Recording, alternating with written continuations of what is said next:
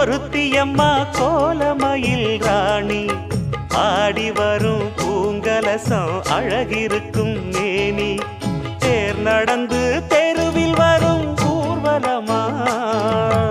ஊருலகில் அவளை போல பேர் வருமா